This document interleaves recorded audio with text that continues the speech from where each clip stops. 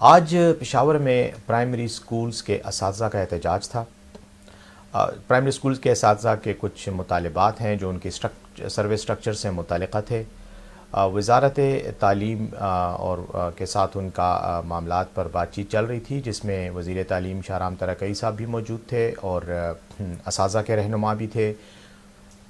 تقریباً تمام معاملات پر آپس میں ایک ہم آہنگی اور ایگریمنٹ ہو گیا تھا اور معاملات تقریباً سیٹل ہو چکے تھے، بلکہ صرف یہ فیصلہ بھی ہو گیا تھا کہ رہنما واپس جا کر مظاہرین کو کہیں گے کہ ہمارے معاملات سیٹل ہو گئے ہیں اور احتجاج ختم کیا جائے، اور طے یہ پایا تھا کہ ایک ڈائریکٹر کی سربراہی میں کمیٹی ترتیب دی جائے گی۔ وہ کمیٹی پیر کے دن سے ان معاملات پر بات کرے گی اور اپنی سفارشات مرتب کر کے وزیر تعلیم کو پیش کرے گی، جس میں سروے اسٹرکچر کے حوالے سے جو ٹیچرز کے مطالبات ہیں ان کے حل اور دیگر جو مراعات ان کے مطالبات میں شامل ہیں ان پر بات ہوگی۔ لیکن بدقسمتی سے کہیں کوئی ایسا تلخ واقعہ ہو گیا جس کے نتیجے میں بدمزگی پیدا ہوئی اور پولیس نے لاٹھی چارج کیا۔ پولیس انتظامیہ کا موقف یہ ہے کہ ان پر پتھراؤ کیا گیا بغیر کسی اشتعال کے، اور جب ان کے لوگ زخمی ہوئے تو انہوں نے جواباً لاٹھی چارج کیا، جبکہ مظاہرین کا موقف اس کے برعکس ہے۔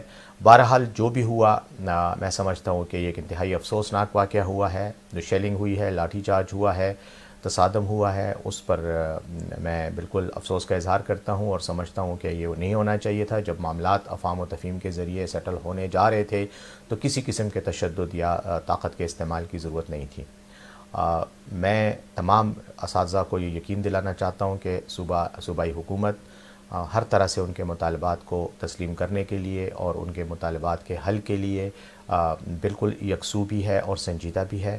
ماضی میں بھی تمام مطالبات جتنے بھی سروے اسٹرکچر کے حوالے سے، تنخواہوں کے حوالے سے، ریگولرائزیشن کے حوالے سے، پروموشنز کے حوالے سے جو مسئلے تھے وہ بھی صوبائی حکومت نے حل کیے ہیں، مانے ہیں اور آئندہ بھی ہوگا۔ لیکن میں صرف اتنا مطالبہ یا درخواست ضرور کروں گا کہ اساتذہ کو بھی اپنی صفوں میں موجود ان سیاسی لوگوں کی سازشوں سے بھی باخبر ہونا چاہیے جو شاید اس مسئلے کو سیاسی پوائنٹ سکورنگ کے لیے استعمال کرتے ہوئے صوبائی حکومت کے لیے بھی اور اساتذہ کے لیے بھی مسائل بنائیں۔